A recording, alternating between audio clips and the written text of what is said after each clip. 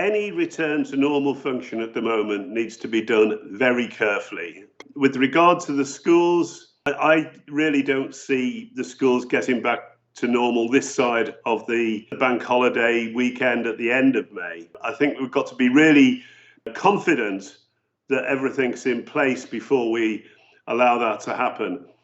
There's talk particularly about primary schools, and of course, you know, we describe children as super spreaders of colds and viruses because they're always wiping their noses on their sleeves and goodness knows what, and they don't wash their hands. And, you know, we really got to be on top of that one before we let that cat out of the bag. I think there's some basic social psychology about the acceptability of the lockdown, the duration of the lockdown, letting it off, maybe having to bring it back again. You can't mess people about. You need to be consistent. There's some evidence that to change people's habits in the way that we've had to change them over the last 3 weeks and make it stick actually takes about 6 weeks, not 3 weeks. But then if you get into a new routine, what you don't want to be doing is disrupting that and potentially having to come back over and say, well, dreadfully sorry, we got it wrong, and we're going to have to do it all over again.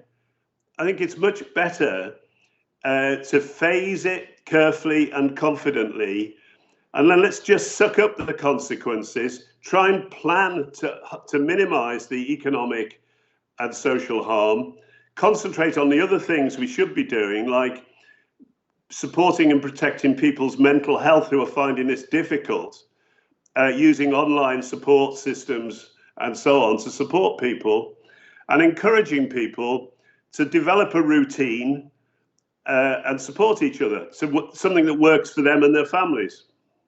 There's been a lot of pressure building up now for easing off the lockdown. You can understand people's frustration, but I'm afraid it always comes back to the testing, and until we're able to test at large scale systematically, we're really functioning in the dark. At some point, what we should be doing is easing off in some geographic areas before others where the virus is less, but we don't know where they are. We think they might be down in the West Country, over in East Anglia and some of the more rural places. But I think it'll be the easing off geographically first. But then also essential workers and volunteers need to be able to go about their business, but they will need to be tested regularly, possibly every week. And I don't see when that's really going to be possible. I mean, we're told that Public Health England is aiming to test 100,000 people a day by the end of the month, and they're opening up, I think, 3 large-scale lab facilities to be able to do that soon. Now, they seem very confident that they can do that. We're currently on about 20,000 tests a day.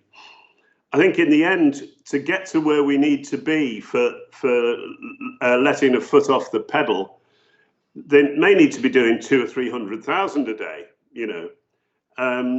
And so whether that happens at the end of April, I think we're probably looking more like well into May or the end of May, to be fair about it, you know, but it's speculation.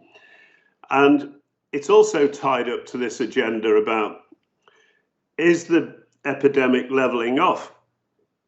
Now, I think the comments about that are being based on the number of deaths in hospital.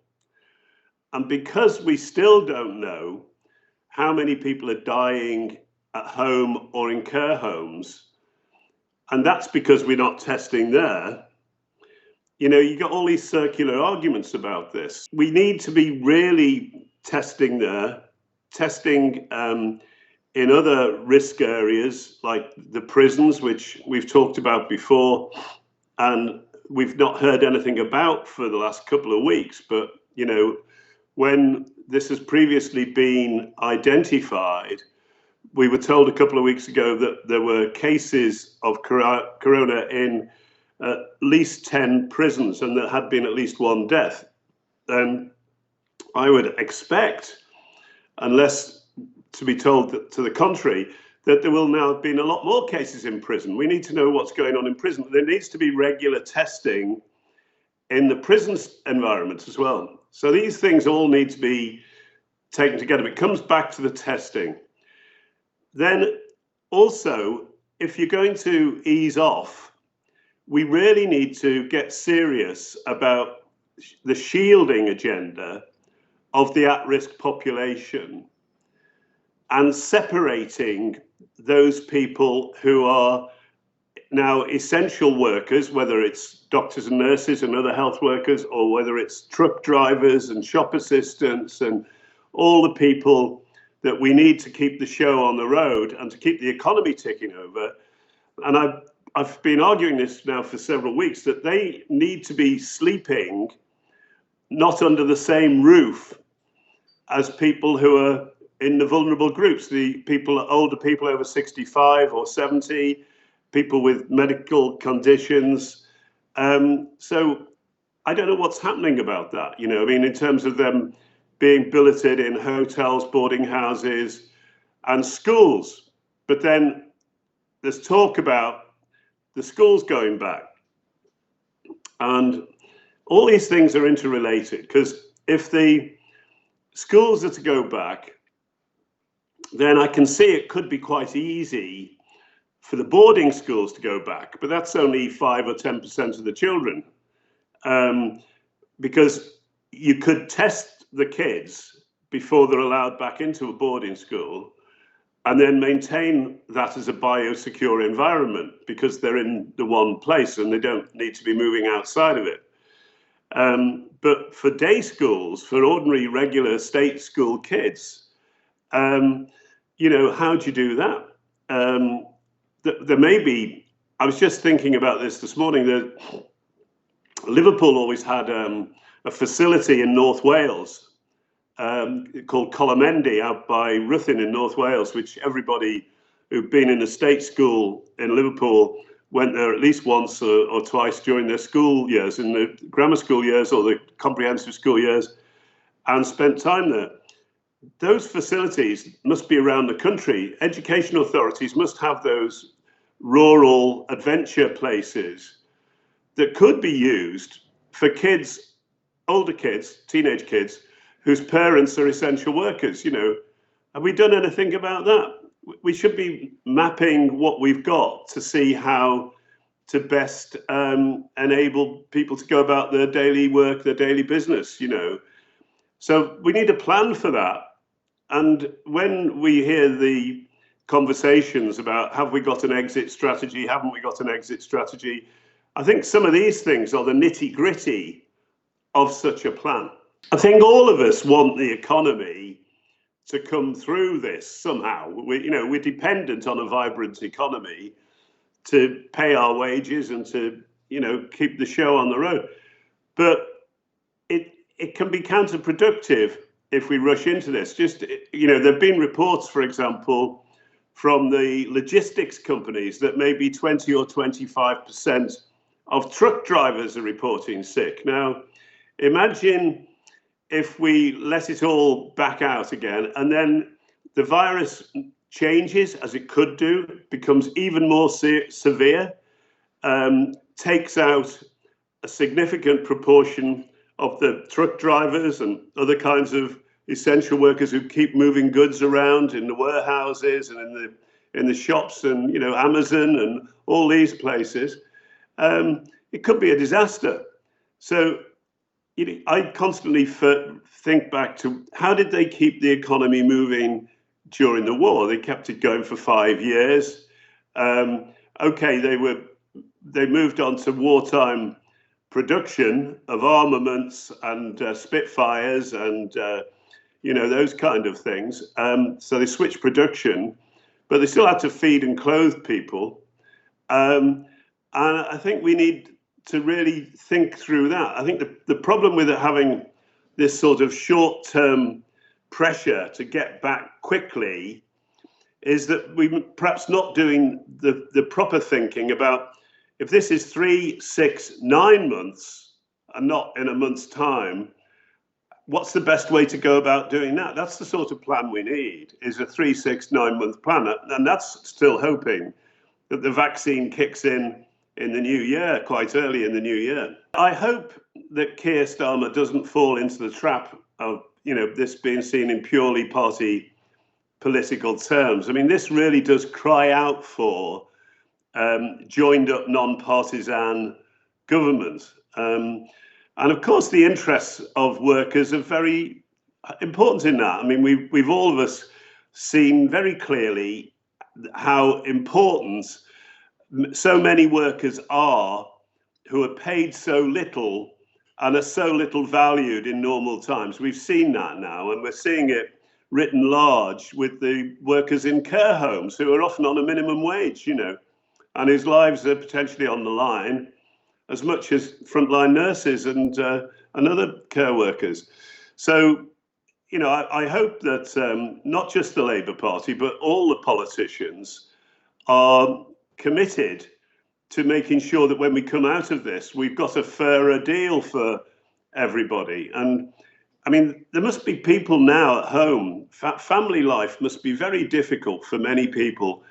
Their income's dried up, they don't know what's coming next, thinking as well, particularly perhaps of single parents with the kids and the circumstances that people are in, possibly in very cramped, overcrowded or shared accommodation, bit different from having your own house and garden, and we really need to be thinking about all these things, not just getting sidetracked into a short-term exit strategy when I don't think that's likely for some time. I mean, take the care home epidemic that's going on. We don't know the dimensions to that. We've had small numbers published.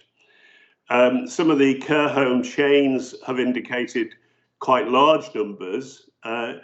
It seems likely that the number of deaths in the country as a whole might be at least 50% more than the published figure of about 12,000 if the numbers from the care homes are included, and the people dying at home who've not gone to hospital now and have not been tested. So on the death certificate, it may well not say corona related. It might be something else. It might be pneumonia or frailty of old age or something like that. So that is, in some ways, that what's going on in the care homes is a separate epidemic, and it'll have a different time curve to it. So even if the time curve of the hospitals is levelling off, which we're not certain about, then it may not be levelling off in the care homes. The transmission may still be going on. The care home staff may be getting infected, maybe going back into their own communities and infecting other people.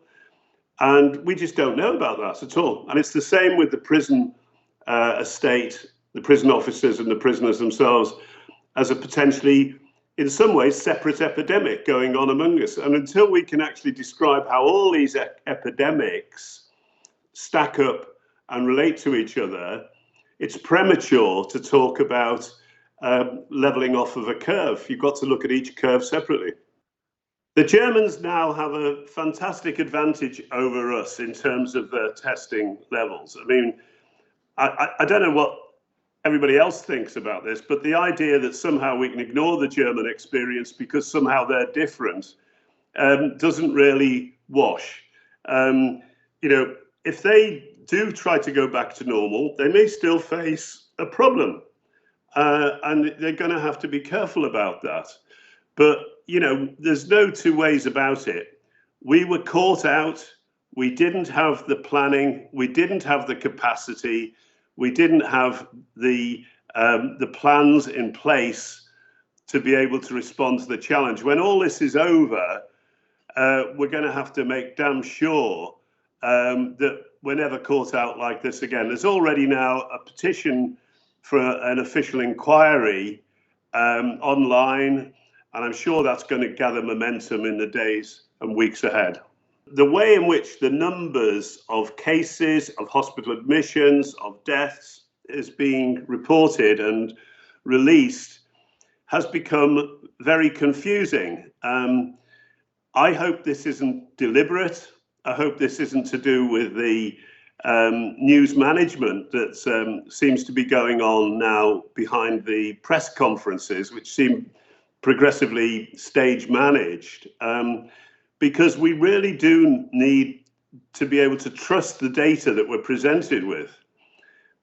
So I do think that one of the things that the political parties should be doing, and as they reconvene Parliament, hopefully in the next few days, is to insist on a standardized way in which the data is published, a completeness of the data, a timeliness of the data, and so that we can all feel confident that we know exactly what's going on. It is the 21st century. In the 1840s and 1850s, the Times newspaper used to publish the bills of mortality. They gathered the data together and published it in the newspaper. The local medical officers of health, now the directors of public health, their duties could be described as registration of birth and death, notification of infectious disease, and advising the town council. And these fundamental functions of registration and counting births and deaths, notifying cases of infectious disease, and then providing advice, they need to be on top of that. Public Health England needs to be on top of that, and the local directors of public health need to be on top of that.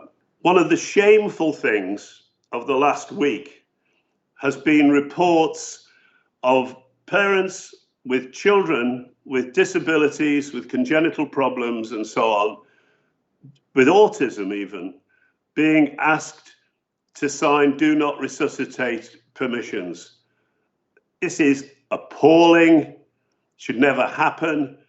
And as a physician, I would like to apologize to anybody who's been affected by that. It's not in the ethical textbook of how to behave. This is not in the Hippocratic Oath. This is not the way medicine should work.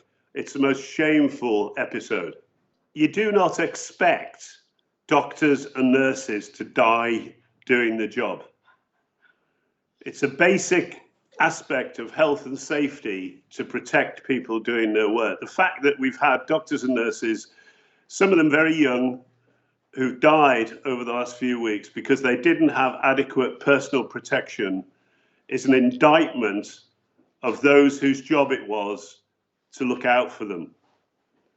I think we should all be ashamed that we've allowed that to happen.